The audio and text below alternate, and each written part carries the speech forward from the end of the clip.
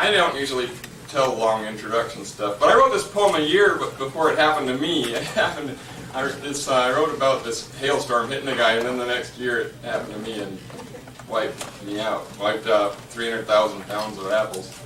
And the little whale here. Wiping his cheek on his sleeve, blowing his nose with his thumb, I saw a farmer cry, a big man who never cried before, in front of me at least, beaten down by the weather.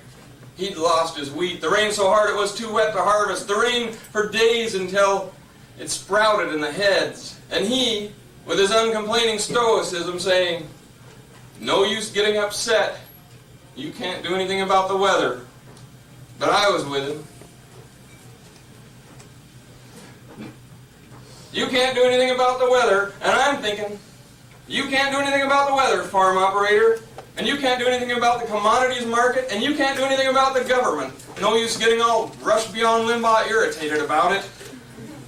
But I was with him on a hot and sultry day when the ice came down from the clouds, and in just 16 minutes of hail, his entire crop of apples wiped out.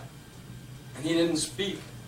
His mouth hung open and his eyes got wider, and then he cried. A man with shoulders big enough to carry 700 acres of wheat and apples, all broke up over a little frozen water. I wanted to look away like this is the circus freak show, and he's the naked man with 1,000 body piercings. And it makes you look and stare at the man whose children's college tuition just got ripped away in 16 minutes.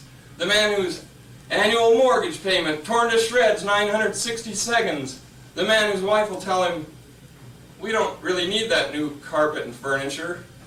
We don't need that vacation trip." Go ahead and cry then, you big weather target, cold front from the north, low pressure system centering on 700 acres of wheat and apples.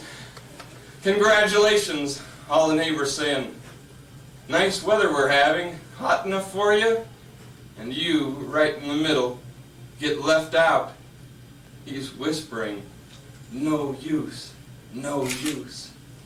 Turning from me to hide the red eyes, shoulders shaking like shocks over speed bumps, one last breath, one last no use.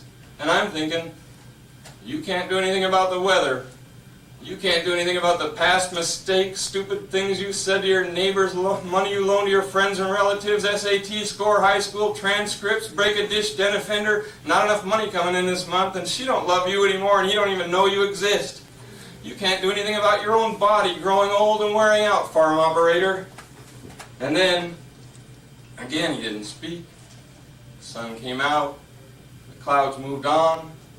He looked at me and he said, "No use getting upset.